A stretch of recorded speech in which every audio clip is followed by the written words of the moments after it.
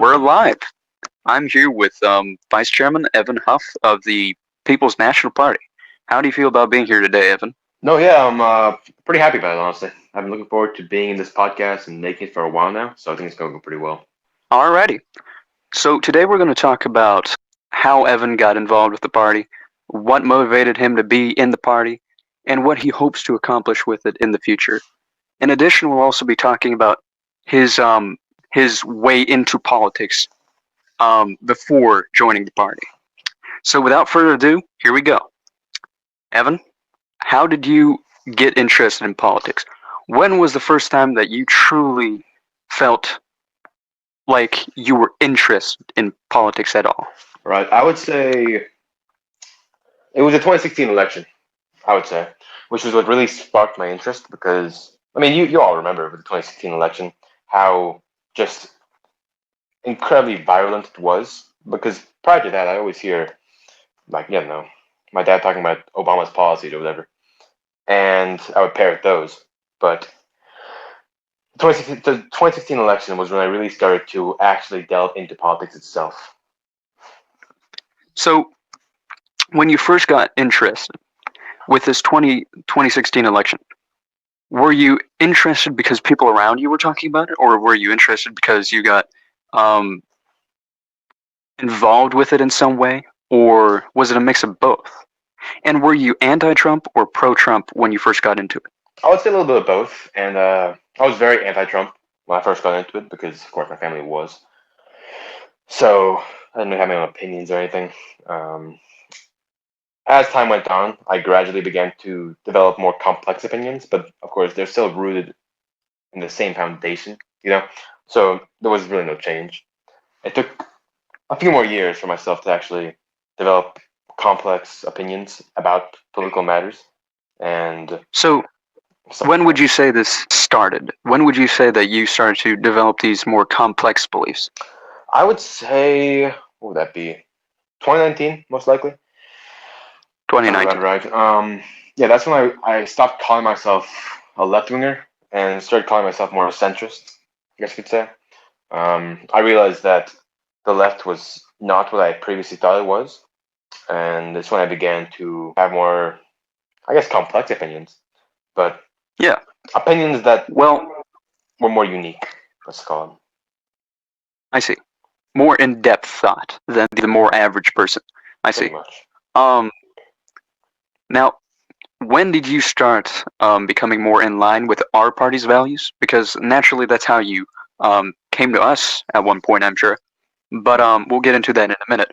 But where did that begin? Where did you start getting into populism and helping the common man and patriotism and nationalism even? When did that start? Well, let's see. I would say that I've always been economically left wing, or at least centrist. I wouldn't really call myself left wing economically. I'm more of a centrist. It's just the perception by Americans. But in general, I've always had that kind of idea of economics. I moved slightly more right wing, but nothing drastic.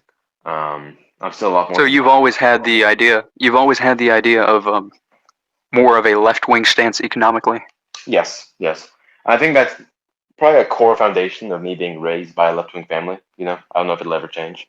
Um, And yes, manifests itself in, of course, the same parties, this party's here, belief in things like affordable healthcare, you know, aid for the poor, et cetera, et cetera. Um, I see. socially, socially was where I changed a lot more drastically because prior to 2019, I was very progressive. Even in 2019, I was very progressive. Define your form of progressive. My form of progressive, I don't know. Think BLM type stuff. The more average and common progressive type of person. I see. Pretty much, yeah. Um, Bernie and Sanders, where? stuff like that. Barack Obama. Yeah, yeah, I see what you mean. Yeah, that Yeah. type. Well, where did you start becoming more of a nationalist or a patriotic person? It was actually a very When? gradual process. Um, 2019 was when I began to develop my own opinions and my own thoughts. But even so, it took years for that to actually develop further. And 2020 was when I started to become a lot more conservative because I see. all of 2019 was basically me being a centrist and me gradually moving more and more right wing. You know, and it was always like a small matter here and there. Now, is this a result of 2020's, let's say, violent atmosphere in terms of politics? That was The vibe it gave off? it was most certainly a significant aspect of it. It was definitely a prominent element in my transition to call myself a conservative, because I mean I'm sure it was everyone's, I guess you could say, radicalization point.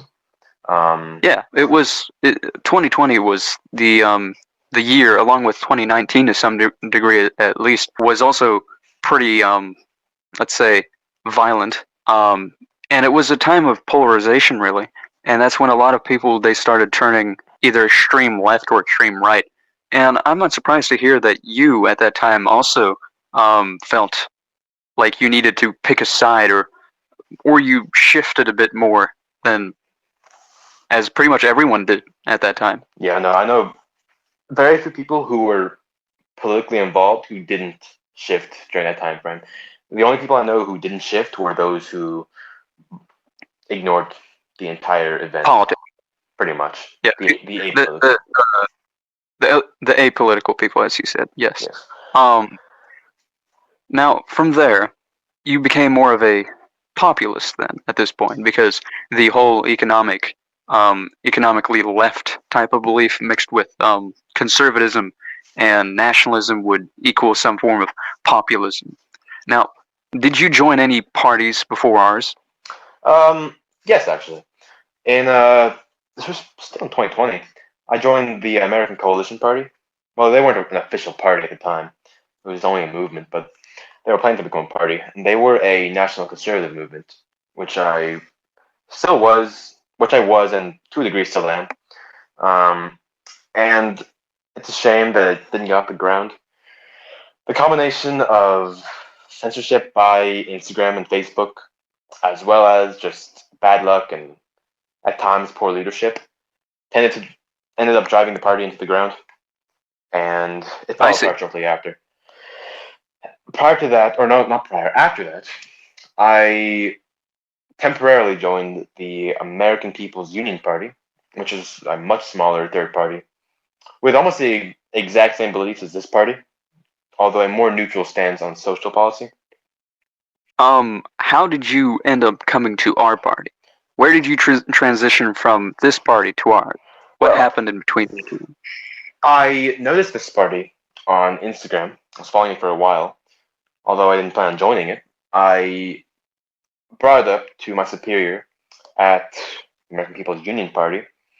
Well, I should note this is a very small party, as in, you know, we were a very small party. We were not significant in any capacity, and maybe that will change in the I future. see. I don't know, but we were working on getting ties with other parties because we wanted to develop, I guess, a network of populist parties. So I brought this one up to them, and he told me to get in contact with him, start talking, negotiating, and as such we did. As I began to speak more to the chairman, him and I began to get along better. We realized that our ideals matched up more similarly than we even expected, and I realized that that party, this party, the People's National Party, was much more effective, much more efficient, and much more put together than the American People's Union Party. And again, maybe that'll change, drastically change their approach to things. But from what I saw, the PNP was in general a much better decision for me to join if I want to achieve my goals. I So see. over time, I started off by just writing articles for them, having them a platform, stuff like that. And as I grew closer and closer to the chairman, he decided to promote me essentially over time until I was the vice chairman, as he needed a position for that, somebody he could trust, who was capable. I see. Now, when you became the vice chairman, what was it like to go from a rather, let's say, insignificant position in the party to becoming the vice chairman?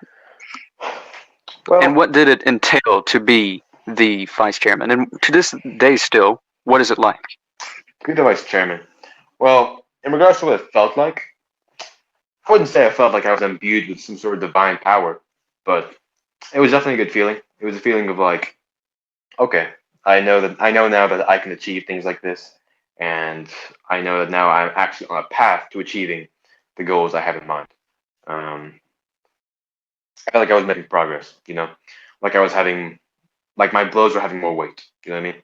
Even now with being chairman, all it really means is that my responsibilities are much greater, and I have to do a lot more reaching out, a lot more working with people in the party, and a lot more delegation, I've still been adjusting to, but overall, I'm growing better and better at it, and I'm very glad I'm in the position. I see. Now, what are the duties of the vice chairman, if you can tell me this? The vice chairman will generally take over if the current chairman cannot fulfill his task or role for a period of time. So, for instance, let's say the chairman needs to go away for I don't know, a few days, a week maybe, because he's busy with work or something. Then I would be the acting chairman in that case, and I would basically help with things like, you know, delegation. Like let's say we have a chapter in Alabama, a chapter being a small division of the party. Then I would teach him things like how to do graphics, how to make them well, how to edit them, um, and I would delegate that kind of power to him for his tasks within the state, thereby removing a lot of the burden of stress off of my shoulders because, as such, I can focus on bigger picture things instead of focusing on smaller details. We've been trying to do that with numerous different states as well, but we've had the most luck in southern states so far, but and Indiana, of course. But we'll see where it goes in the future. As aside from I see. that, a lot of it has been in the form of writing, been things like working on a platform, writing posts out, making graphics, etc., reaching out to people, Campaigning, essentially. campaigning essentially, yes. Um, Finding new people who could join the party has been a big thing because, as with any political party, you need people in it who are capable and able to fulfill the party's goals. Their Or duties. duty, essentially, yes. I see. It's been most of What that. is Most of that. what is the end goal, or what you hope to achieve as the vice chairman? Where do you see yourself, um, in terms of the party Who's the party? in the coming years? In the coming years, at the moment, my current goal is just to pretty much make it as powerful as it can be and give it an actual standing, give it a reputation, give it a name in the political field today. Of course, it's going to take a while until we can become, on par with Democrats, Republicans, even the Libertarian Party. But, as long as I can give this party's name more weight, I will feel as though I have achieved something. And that's overall my primary goal. Well, if you can achieve that, you surely will have. Um, is there any specific strategy that you have so far? Like, for instance, do you want to go out and campaign with the poor man, for instance, the common man, as the last guest, Representative Jalen Collins had said in the last episode, where he wanted to go talk to the average man and he just wanted to spread the word as much as possible that way, showing the common man, of course, as any populist would, that we're there for them. Mhm. Absolutely, yeah, no, that's a significant aspect of populism as a whole. The common man is supreme in populism, and we need to make sure that we remember that and that we do not stray from that ideal. So yeah, as Colin said in the previous podcast, you have to appeal to the common I man, see. you have to work with them, and you have to make sure that they understand that you're on their side, and that is something of what I intend to do. Is there any specific states you are wanting to go to? I know that Representative Collins wanted to campaign mainly in Indiana because that is his home state, and that is the only state he had the intention of really campaigning in. But with you being the vice chairman, this means that you have a larger field that you can work with and essentially have to work with if you want to get to success. which would be the main states that you want to put work into in terms of campaigning? Georgia is going to be a very significant state because it's my home state and it's also a swing state now, as we saw in the 2020 election. And winning Georgia is going to be a very significant part of our party's goals because Georgia is a very significant state that has enormous potential that can be unlocked through populist reform and populist rule. So Georgia is going to be my main focus. But aside from that, most southern states will be my other focuses, as I believe that, as well as Georgia, most of the South in general can be summed up as squandered and unused potential. Yeah. Representative Collins, for instance, has also said that the main places for our party to have success would be the Midwest, the South, and the Rust Belt. That being because those are places where the workers are most common. The average man, the real, how do you say it, hardcore workers, factory workers, farmers, so on, people like that, the common man. Those are the states when it comes to that, the Midwest, South, and the Rust Belt. And he's said many times that that would be, those could be major spots for our party because they're all, let's say, disenfranchised with the Republican and Democratic Party. And he has said many times, and many other people in the party, including myself, have said that it's going to be really easy to convince people, and not only convince, just win their support, because our party is in the middle in a way. We are nationalists. We believe that people should be able to be proud of their country and that we should work towards a better nation that people can be proud of, and that we should also be able to help out the common man as much as possible. Populism. And that is going to help out in states like Indiana, Georgia, your state, which is currently, despite it being technically voting as a Democratic state now, or voted in the last election as a Democratic state, still is divided. And I believe that if we were able to um, bring this party onto a larger scale and a lot more people could see it, that we would gain a lot more traction because a lot of moderates of each party are just unhappy with any of the two parties, and they're just settling for the latter because they don't know which one to pick. So they just pick which one is better, or which one they want more, or what matters most to them. For instance, say more social conservative would go for the Republican Party, and this person can disagree completely with their economic values and still go with the Republican Party because they're socially conservative, and that matters most to them. And it's the same way with the Democrats, for instance. They can think, well, the economics are most important to me, so I'm going to vote for the Democrats, even though I may not agree with their social values. And I'm pretty sure we could reel in people like those in states like Georgia. What other states are there? Texas, even too, maybe. Indiana, 100%. Pennsylvania is going to be Ohio, states like that. Michigan. It's going to be great if we can actually get to that level, and we surely will if we keep going as we have been. We just got to get our name. Yes. The one other aspect that may pose a problem to the party, just growing and developing as a whole, is going to be the hegemony that has just dominated the mindset of so many people in this country, of it being a battle between capitalism and communism, without understanding that capitalism and communism as economic systems will destroy your country and destroy your people, as we've seen. They're both fundamentally flawed. And if we can illustrate that populist policy and populist reform would work and would work well, then I think we'll start making a lot more leeway with those people. But the thing is, that mindset has been hammered in by not just decades of the Cold War, but even now we're seeing the counterculture with the rising popularity with Marxism in the nation's youth, viewing anything even remotely capitalist as inherently evil, which is untrue. And it's just going to be diffusing this complete and total divergence this partisanship, that is going to be crucial to actually That is achieving our correct. goals as a party.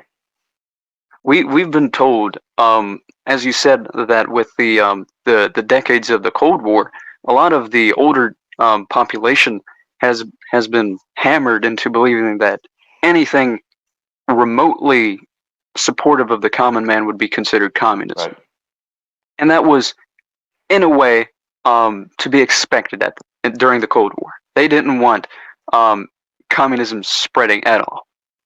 Now, we've moved past the Cold War now, but that mindset still remains, and people are still within that mindset. And the other way around, now the younger people, majority of the younger people, are being told that they need to go for more socialist, and even some go communist and other a bit, let's say, wacky ideas and ideologies like anarchism, for instance.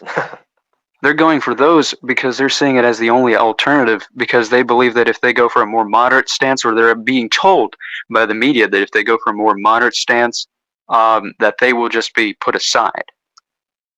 Now, Exactly. that is, as we talked in the last episode, that is all a part of the bigger picture.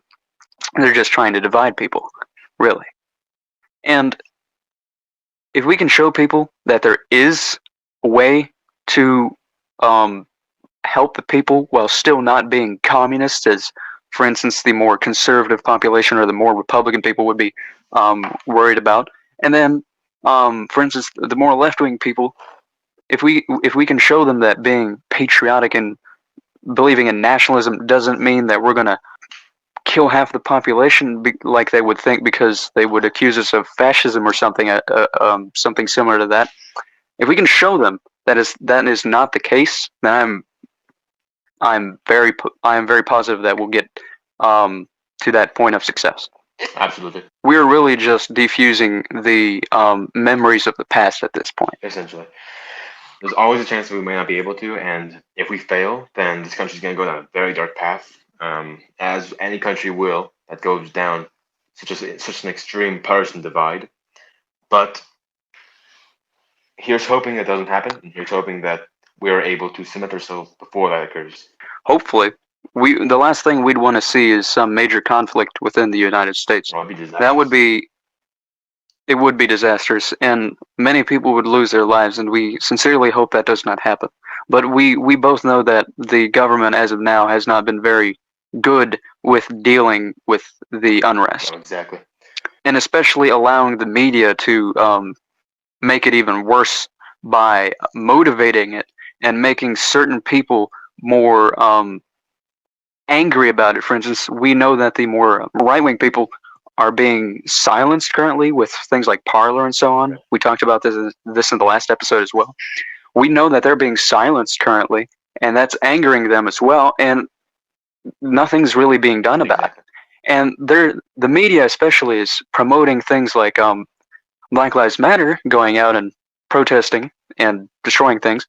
That is fine. There's no problem with that. But if, for instance, a few right-wingers go do it, it is still equally as bad, but then they act like they're the only people doing it. And I can see where the rage comes when it's just the average Republican, for instance, because we know the average Republican was not really in support of what happened at the Capitol, but they're being told, or they're being treated as every single Republican was on board with that. And if they continue to act like that as the government, if they continue to alienate over half the country, they're going to start something bad that they don't want to start. Exactly. We as a party have to step in, and we have to do what we can to stop this from going any further. And hopefully we can achieve this in the coming years. Yeah. No, by alienating all of these young men and women who are not fascist, are not racist, by alienating them and considering them subhuman for their political beliefs, and by completely silencing them, all you do is radicalize them further. By doing that, you tell them that there is no room to compromise, there's no room to work with them, and that they have no other option than to resort to drastic means. And when you have half the country, or let's say a quarter, be more realistic, say a quarter of the country who now believes that and has no other option than bad things will happen, and that's inevitable. Exactly. The thing is, many people have also, as we've talked about, become so alienated by certain, what would you call the buzzwords like nationalism. Someone on the left is going to feel a little bit uneasy when they hear that. And the same thing goes for someone on the right who would hear a word like socialism or um, anything in that direction. They would feel so uncomfortable with it that they don't even want to compromise. Now, the thing about compromise doesn't mean that you're spineless. It doesn't mean that you don't want to stand up for what you believe in. Compromise often means that you have the mind or you have the ability to notice that sometimes you just need to do that. We need to compromise sometimes. Exactly. And sometimes it's for the better. Because our party always has and always will be nationalist. We believe that America goes first. Like, that doesn't mean, like many people on the left would say, that we hate every other country on the planet and that we wouldn't do anything for any other country. That is not the case. Being a nationalist does not mean that you hate everything else and that your country is the only thing that matters. It means that your country is what matters most to you. They go first. They go first. And when your country is good, when you've helped the country as much as you can and they have what they need, then if there's the ability to help other people across the world, go right ahead. But if your country is not in the first Exactly. spot, then that's a no. That's what our party believes in. People on the left have told us that if we do not believe in a more globalist idea of helping everyone and that we are no more special than any other country and that we shouldn't deserve anything more than any other country, well, if we're not going to help ourselves out first, then how are we going to help out anyone else? Exactly. If our boat is sinking, okay, I'm going to try and I'm going to try and visualize this. So try and think about this. So, let's say there's a big boat in an ocean, all right, and there's a huge hole in it, and there's a bunch of other boats in that same area. They're all sinking, all right. Now, if your boat is capable of carrying most people, and people are saying that you take care of all of those boats and you have to try and save all of those boats and you don't have enough resources to do so, wouldn't it be better to help your own boat first, the big boat? Precisely. You fill that gap, you fix the boat, and then when your boat is fixed, you can take people from the other boats that are sinking that you can't help. You can't help the boat, but you can help the people. Exactly. And you bring them on. Show them how to help. That's how that is. Yeah, it's your country first, Exactly. As and it then you always can should help be. others. Too much brainwashing, essentially. Yeah, brainwashing is a Too much significant element. brainwashing. And on top of that, just too many years, too many decades of just selling America off to these third world countries, these foreign powers that have no business using American money at all and never should. Yeah, for instance, like bill, for like the stimulus bill that they did a while back, they if you look in that bill, it's not even remotely about the stimulus. It's more about giving foreign aid to countries that don't need it or don't deserve it. That stimulus bill was for the American people who were struggling to get by, and they only give us 600. They give us 600, but they can give millions to some foreign country. They give millions to like Pakistan. They gave that much. They gave millions to them for democracy and gender studies, while Americans were struggling to get by. They were struggling to get Exactly. enough to It's eat. atrocious. And if you really process that, you really got to notice how much that government does not care about the American people, and that is why we have come out with a very American nationalist platform. Always. America goes first. No, yeah, and it's you can think of it like let's say you're about at dinner, right? And the people hosting you have a full course meal set up, and they give 75% of that meal to, and they give you the leftovers. And that's essentially what the stimulus check was. And that's the final straw. Exactly. That cannot continue to happen. And it's also because of people like Mitch McConnell and Nancy Pelosi. We've talked about this in the last episode too, but we can quickly gloss over it again. These people have a very low approval rate. When was the last time you talked to someone, or like any average person, that said, "Yeah, I like Mitch McConnell. I want him to stay. I like him. He really represents me." Like, yeah, I'm some farmer. I like, um, or I'm a steel worker or a coal miner. Yeah, I work all day in the coal mines, and Exactly. It's always it's a hard job. And I'm completely in support of Mitch McConnell, for instance. This man, he represents me. He knows what I go through. He is the embodiment of me. When was the last time you ever seen someone like that? I don't think I've ever seen someone like that. millionaires do not represent the average American man. You cut Well, out for a I moment. said millionaires, or billionaires for that matter, soon trillionaires, do not and will never represent the working man, the common man, the average man, and that will never change. Well, we can hopefully change that. We can try to make us as politicians. Um, we can try and get some people in government that do really represent. Sorry, that was a my voice messed up for a moment. But we can hopefully try to bring ourselves to um, a better government where we can represent the common man, so we don't have to deal with people like Nancy Pelosi, Mitch McConnell, and all those corrupted politicians Exactly. anymore. Congress's approval rating being so low is, you can think of it like a call it a ticking time bomb, because right now the people are satiated, right? They're, well, not right now, but let's say 2018, 2019, 2016. Okay, well, let's say if the people are content, then they will put up with terrible politicians. They'll put up with terrible congressmen and women, terrible representatives, etc. And for a while they were.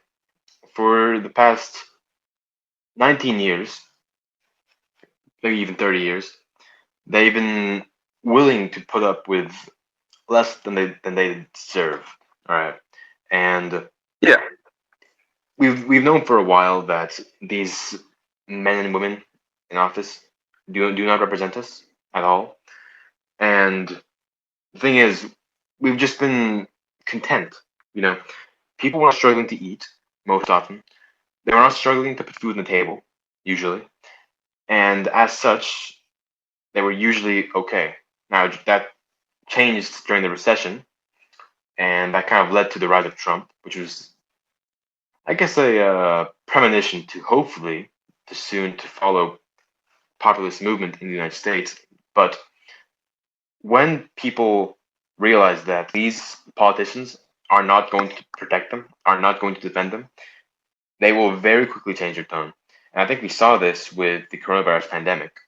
When you take a population that's unhappy, but is satiated by their success, then you take away their jobs, you take away their food, right? You take away their freedom. They will very quickly turn around and lash out at you. Like, I think that the BLM protests, which we saw with the death of George Floyd, I think those were, while they were caused by outrage over the travesty, which was George Floyd's death, I think that much of it was also the result of just the realization that we were on our own, that we were not going to be saved by the government or by this government. And it was just an explosion of rage. And I think that you can see the same thing happening with the Capitol raid. I think that the claims of election fraud was only a single part of a greater whole there. I think that there was decades of just pent up anger and pent up rage against the establishment on both sides. Like what? There were bombs at, or attempted bombings at the RNC and DNC headquarters in DC. And that tells you about all you need to know. These people are not Republicans, they're not Democrats. They are angry, simply put. And it was a culmination of just decades of being ignored, being mocked, being sidelined. And that's why I think that populism is going to rise again in the United States, and I hope that as vice chairman and as a powerful member in this party, I can help foster that change. Well, definitely. Well, definitely. The the thing is that it will definitely be populism, but the thing is that depending on where you are on the political spectrum, so for instance, if you're more left leaning, you're going to go for the more extreme on the left naturally, and that would be like communism and so on, anarchism, those ideologies.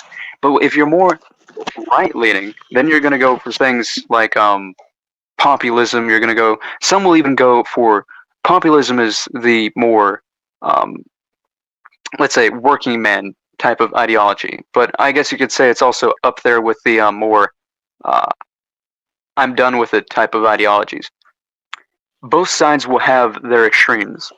Both sides will have their extremes, and hopefully we can catch those extremists at least on the right, and hopefully also some on the left if we can, because in the end we're still promoting a platform that is um, there to help the common man. Like politics aside, we're just trying to help out here. We're trying to please the people that have been ignored for so long. That's our objective here. But hopefully, we can catch up some of those people that are getting so angry with the current system and so upset with how things are currently going. And hopefully, we can catch them up and bring them to our party and see some success. If not, then America's not going to have a very bright future in the coming years. Yeah, no, I agree completely. Now, what do you think would happen in the event of a civil war, for instance? Or civil war. Well, let's see. I think that there are a couple possible scenarios here. We have one possibility, which is that Republicans and Democrats, instead of falling apart, decide to become stronger and stronger as moderates need to start picking sides. And we see essentially the middle of the country break away, the South, uh, flyover states, so to speak, that decide to break away and form their own country. And we see most of the blue states, and I don't know, let's say the Midwest, the West Coast, You're cutting out. states like that decide to break away. We see, no, sorry, we see Okay, the now states now in the Midwest. begin again. All right, okay, or the whole Civil War, whatever. Yeah, civil war. All right. So we have a few possible scenarios that we could go down. We have one scenario, which is that Republicans and Democrats decide to divide themselves statewise. So we'd see, let's say, the Deep South and most of the flyover states, so to speak, decide to break away, form their own nation. And then we see the West Coast and maybe, I don't know, New England, parts of the Midwest decide to break away, do their own thing. That's possible. Um, Although I feel like with the amount of contempt that both parties have at the moment, that would not go over very well. It would not be a people's uprising, just an establishment division. Now, the other possibility is something more akin to Syria. Um, in Syria, it's a messy situation. Insurrections everywhere. You've just got factions upon factions, all vying for power. The battle lines are incredibly messy and indecipherable, and I think that that's probably a more realistic way of looking at what the Civil War in the United States would look like, because civil wars don't look like 1861 anymore, right? It's not going to be a Fort Sumter event that sparks a civil war. It's not going to be a spark. It's going to be Several small a factions. slow smoldering. Yeah, Sorry, say again? several small factions that would be battling it out essentially. It seems with the way that the government is treating the people currently and how they have been um, seemingly so uninterested in the demands of the people that it could very well come to something like that if there is no solution, or if we don't come up with a solution soon. No, yeah, absolutely. Um, and yeah, I think it's very, very important that we begin looking at this not as a fun little what if situation, but as an actual dire threat to our way of life and to our nation as a whole. Indeed. Now, this party, what makes you have such an intense hope for it? What makes you see success in it? This is the last part for the video Well, because very soon we're going to have to end this. But this is the last subject for the day. well, let's see. So I believe that populism is going to be a very well. I think it is currently and will continue to be a very rapidly rising political ideology in the United States for a while now. I would say the next couple of decades, because just the amount of contempt we've seen for the elites in this country has just been steadily rising. And I would argue that a lot of that is due to people like Jeffrey Epstein, Ghislaine Maxwell. That was when people really woke up, I think, or a lot of people woke up, like including myself, and began to realize that these people are not good. These people are not people who represent you. These people are the enemy. And you think, for instance, that And our party would bring up hope in a situation like that? absolutely, most certainly, I think that our party is what the people need, and they will soon see that as they just grow more and more distrustful of the establishment. We've already seen that, as a matter of fact. The GOP, the what I consider the death of the GOP, was the Capitol riot. As we saw, the America First branch of the GOP distinctly break away from the establishment GOP. They're they're fed up, you know, and it's only a matter of time until we see the same thing happen with the DNC or Democratic Party, I mean, and hopefully, as the two both fragment, they will then form their own parties to rival establishment Democrats and Republicans, and we can also cement our position in that division, Well, one way or I another. certainly believe that if we really put a lot of work into campaigning on a personal level, getting out there, which we hope to be doing soon, getting out there, going to talk to people, giving people a spark of hope in all of this chaos. I believe that we certainly can um, grow to success because people have been longing for a party to really represent them, and many people at this point they don't even believe that there is a party that represents them. They've been looking at all types of parties, and even if they find one that they may like, they think to themselves, "Do they have a chance of winning?" And that just demotivates them. But what if we could prove them wrong by showing an immense amount of activity, so much activity that it's almost impossible to think that there's no traction across the country, which we hope to bring and show people that there is hope. And if we can do that, we will definitely begin to work our way up from local offices to senators, and even if we get big enough, hopefully one day the presidency. But that is a while from now. But hopefully we'll get there, and I certainly believe we will if we continue the way we do now. All I can say, all I can say is that in regards to the rise of populism, the people's contempt will not go away. It's only going to rise or stay level. It won't go away until things have changed and until they have people who represent them. Exactly. And that's what we fit in.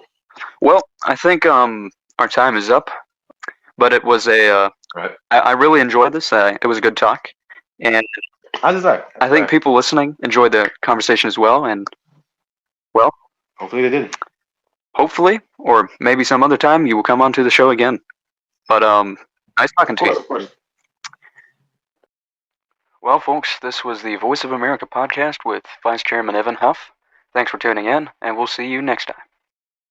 And remember, in our America, every man a king.